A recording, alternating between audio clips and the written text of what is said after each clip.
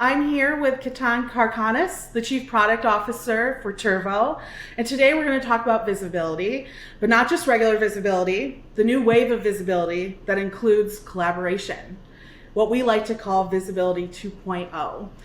The market is currently experiencing a number of challenges, right? We have product shortages to changing of consumer behavior. In order to compete and to keep up with customer demand, companies are looking at different ways to improve their supply chains. So today we're going to discuss some of those trends and really what we believe this new wave of visibility will be. Ketan, could you please introduce yourself and let everyone know about your experience so far at Turvo? Yeah, no, thank you, Grace. Thank you for hosting me and my becoming my partner in crime as we go define this new wave of Yeah. visibility, right? Ketan Karkhanis, it's a pleasure to be part of this event. Thank you very much. I joined Turbo a year ago as the Chief Product Officer. I run product engineering and customer success. And prior to that, I spent 10 years at Salesforce.com building all sorts of cloud and AI products. So glad to be here. Thank you so much. Of course, yeah, a ton of experience in this area, so this should be a really fun conversation. But let's start more on the actual changes in the environment, right? So right now, as I'm sure everyone is seeing, and it's starting to hit, Wall Street and a lot of big headlines, we're having extreme capacity shortages, right? So from my personal experience, I'm seeing this huge change of really supply chain pricing to supply chain resilience, right? Everyone before was, how can we keep supply chain or shipping costs down?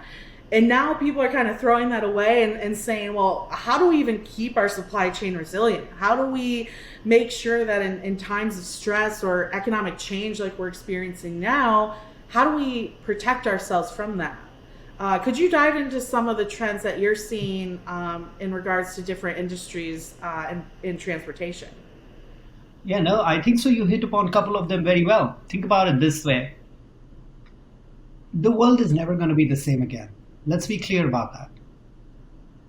COVID has changed the world.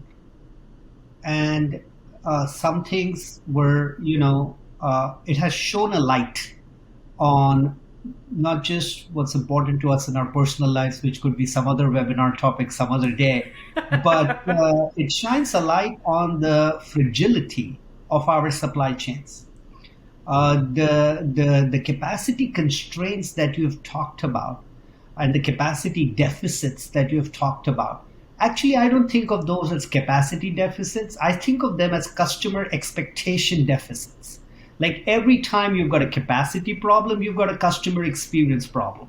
Every time you don't deliver, this is really important. It's connecting, and COVID just showed the light on all of that. Is how do we stop thinking about the supply chain and the transportation technology, logistics technology? Look at it whichever way you want it to. How do we stop looking at it just from the perspective of how do I make it move cheaper? To now the conversation is how do I always meet the demand and delight my customer? I think so. This is a very important trend. And this trend has directly resulted in supply chain digitization becoming a CEO level agenda in every company. It's a board level agenda. It is at the same level as the board saying, okay, what are we doing in our supply chain to deliver better customer experiences? What are we doing to embrace this new hybrid economy we all have entered now? We've entered this hybrid world of virtual reality and then going physically for 2 hours somewhere and then coming back. Half the companies in the world are not ready for this. And they're not ready, not because they need some profound new cool technology. They're not ready because they have not digitized their supply chain. And I think so, if you summarize all of this, I'll give you one trend. It is an imperative for every organization to stop living in spreadsheets and phone calls and post-it notes and to digitize their supply chain. That's really critical. That's the biggest trend we are seeing in our customer base, whether it's Ryder, whether it's Lineage. These are all amazing marquee pioneers out there in the market. Digitize or perish. It's as easy as that. You're 100% right. It's like supply chain and transportation and shipping costs, they've never been like quote unquote sexy. But the last earnings round, that's all you heard across the board. That's all you heard. Yeah, That's all you heard. our prices going up. Right. How are we changing our supply chain? How are we making sure that these products are getting to the customer? It's for me as a freight nerd, this is the best time for me because I've never heard it more. And I think you're exactly right. It's no longer about, okay, you're going to hear from the executives because they need you to start getting costs down. You're hearing from them because they want to know, okay, what's our step if this partner can't help us and this partner can't help us. And I think a lot of these individuals that run the supply chains within their companies are saying, oh man, I don't really have a plan, or at least one that's visible, that's not a spreadsheet or a sticky note on their computer, right? So Right. No. yeah, they're really looking into that investment, which is just honestly really fun for us over here at FreightWaves that, finally people are realizing, no, this area is important for the overall economy. I think one area in particular you see it a lot is automotive, right? A lot of them are saying, we need to kind of move from this just in time. Like just in time for them was a fear of having too much product, right? Like we don't want to have inventory. We want this product ready to go on the car when we need it. But now look, we just have F-350s and all these trucks sitting in lots waiting for semiconductors to go in them. And they have absolutely no visibility to the chain. So are you seeing that in the industries that you're working with, that same type of, oh, how do we change this model up? I am, and honestly, I'm saddened by it. I am, because I'm like, wait, hold on. Wasn't Control Tower going to solve this problem? Like, wasn't that the promise of Control Towers? Like, even there's actually the word control in the word Control Tower. Yeah. It should actually be called Dysfunctional Tower.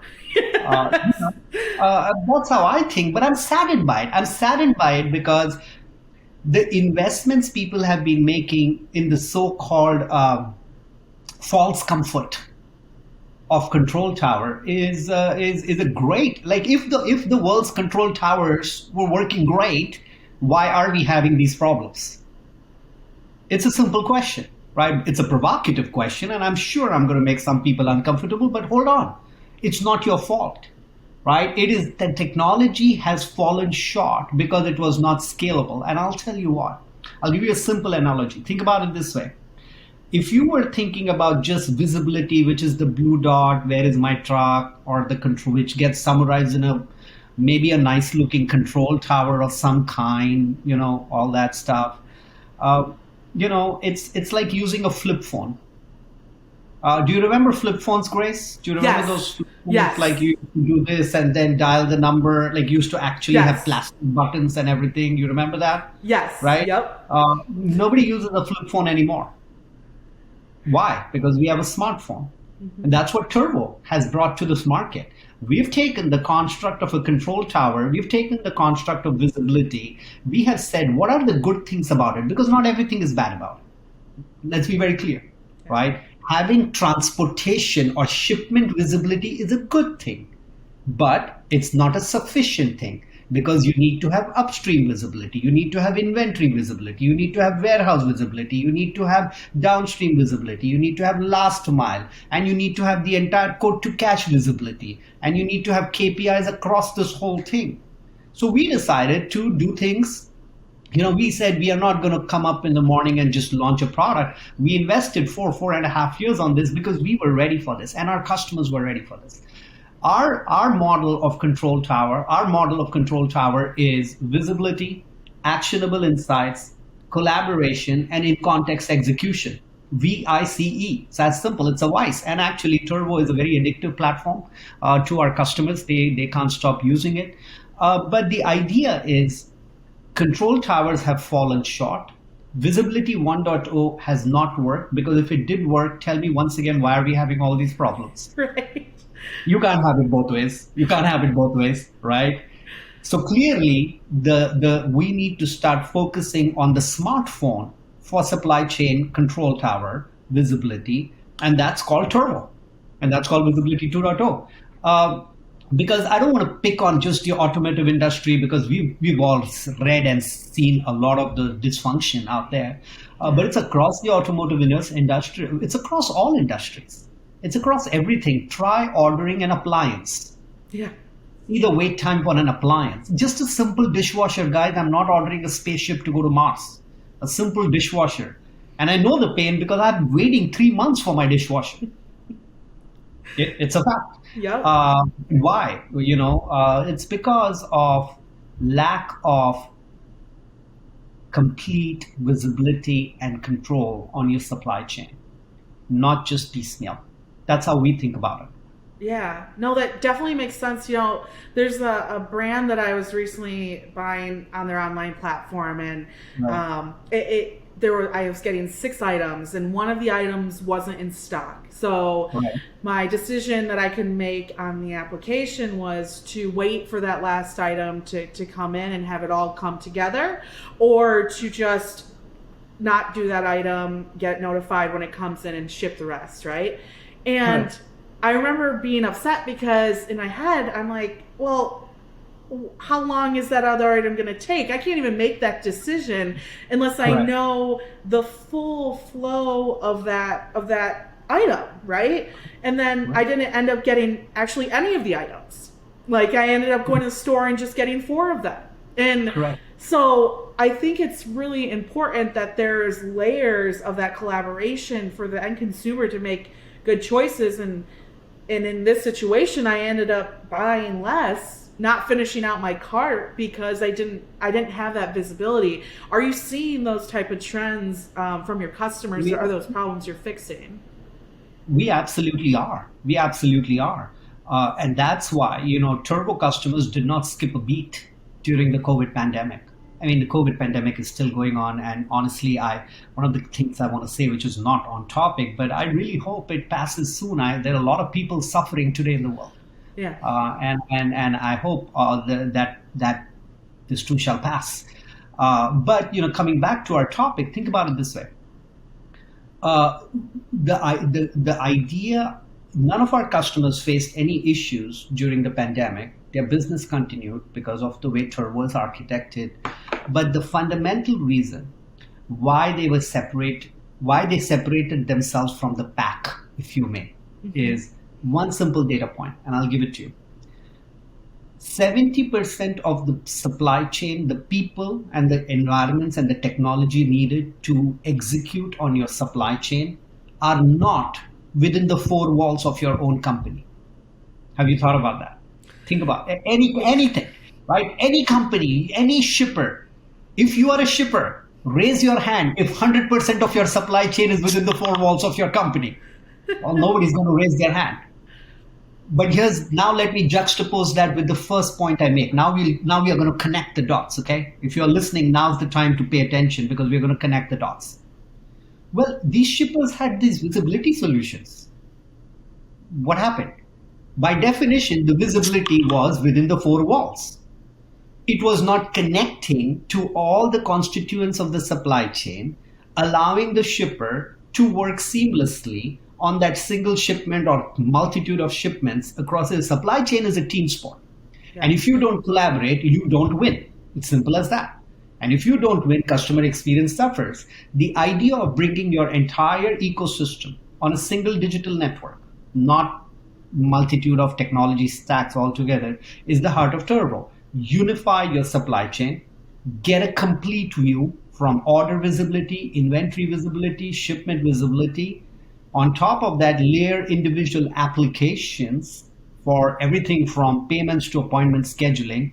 And all of you are speaking the same language on the same technology platform. And this drives the definition of Visibility 2.0. Visibility 2.0 is actually a kind of a joke I sometimes crack, because, it's like, sure, one. But that's the easiest way to explain to people why 1.0 is not good enough.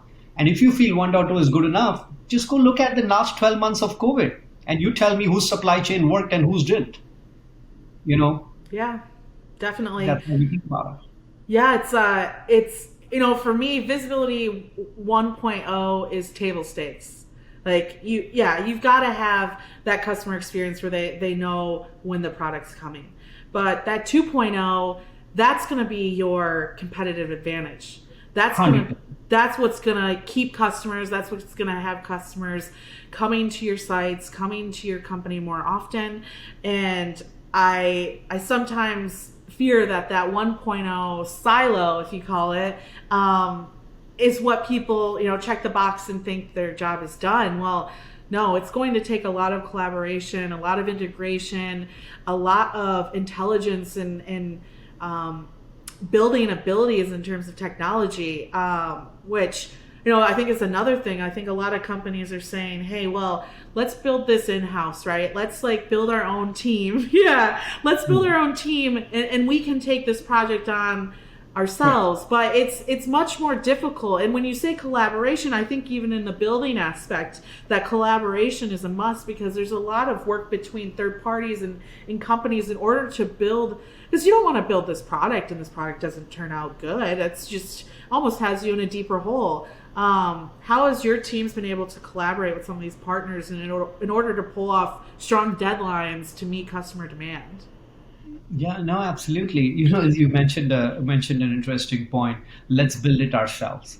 I've seen that a little bit more in the supply chain domain than in other domains. The other domains, I think so. In the past, sometimes I kind of joke that looks like the supply chain technology domain industry has been asleep for the past 15 years. Like they have not heard Yeah. about services and AWS and cloud and SaaS, and they've not really heard of that. Seems like a new thing. But I'll tell you one thing, and I mean this with utmost sincerity. Look, of course, you're smart. You can build it. You can build whatever you want. I'm a decent smart guy. Not very smart. I'm a decent smart guy. I could build my own computer at home if I wanted to, but I don't do it. Right? Yeah. Companies, if you are a company making, if you're an FMCG company or you're a, automotive company, a shipper, and if you're spending your shareholders' dollars on building supply chain technology, you're spending it on the wrong thing. You need to be in the business of the business you are in, not building technology. There are companies for that. But the reason people end up doing that is they don't get a complete solution. They get the blue dot, but they don't get inventory visibility. They get to see things, but what use is seeing something when you can't do anything about it because they don't have actionable visibility. They get to see probably all the list of their carriers in one place, but there is no easy way for them to reduce backhauls or to have asset availability completely aligned according to their supply or demand flow, which is ebb and flow all day long. They go back to their age old TMS or they go back to their age old WMS because there is no other way for them to do things in cohesion with their ecosystem. They type it in the WMS, they type that email back, then they send it to the carrier. I mean, it's a mess. And I feel like this is the big leap. And the leap is not that big because it's very easy. You just have to focus on two things. Number one, customer. Very important. Start with your customer. Focus on the customer experience. Understand supply chain transformation is now your board level agenda. If you are a shipper and you haven't been asked till now, I can tell you within the next quarter, you will be asked the state of your supply chain technology, and you want to get ready for that. Yes. Number 2 point is it's visibility is okay, but as I keep telling everybody, what's the point of seeing something when you can't do anything about it? Yes. And that's where collaboration, because doing something in your supply chain requires you to work with 70% of those people we talked about who are not part of the four walls of your company. You need to collaborate, and that's the connection. I love that. Yeah, there's nothing worse than telling a customer it's going to be late. Okay, yeah, great, but as your customer, exactly. I rely on you to fix it. So what happens now? So that's great. I love it, and I think that we've given a lot of great advice to our audience today, and a lot of things for them to really think about and take in. Is there any other advice that you'd want to give our FreightWaves audience, just in regards to either building out this technology or just things you've learned in your past in regards to implementing these strategies within your teams? Oh, it's number one, stay safe. We have made a lot of progress about the pandemic, at least in the US, but worldwide it's still there. But let's not take our eye off the ball. Let's stay safe. Let's take care of each other. The world is always short of empathy. So that's my number one advice, request, whatever you want to call it, right? Yeah. We have gone through a very, very turbulent period as a world. And we need to, as leaders, step back and think about it that way. So that's number one. Number two is don't buy a flip phone, buy a smartphone. It's kind of straightforward. Yeah. I'm not going to go beyond that. You want a flip phone? Yeah, sure, go. But I don't think so you want a flip phone. But what you're using today is a flip phone. You need to go to turvo.com. I love it. Well, I'm going to go call my dad on his landline and tell him that he needs to go and get that smartphone so that we can collaborate on a relationship a little bit more. So that's, I appreciate it. Thank you so much. It's great to speak to someone like you, and it's good to see the leadership that you're bringing to the table over there. And I'm excited to see how your company grows and the changes that you continue to make to customers, including. Yeah, our customers drive us. Our customers are, all my best ideas are there. So, hey, thank you to all my customers. We really are appreciative of everything they're doing for us. Thank you. Yeah, thank you so much. And thank you to everyone watching today. Stay tuned for more of FreightWaves at Home, and everyone enjoy the rest of your day. Bye, guys.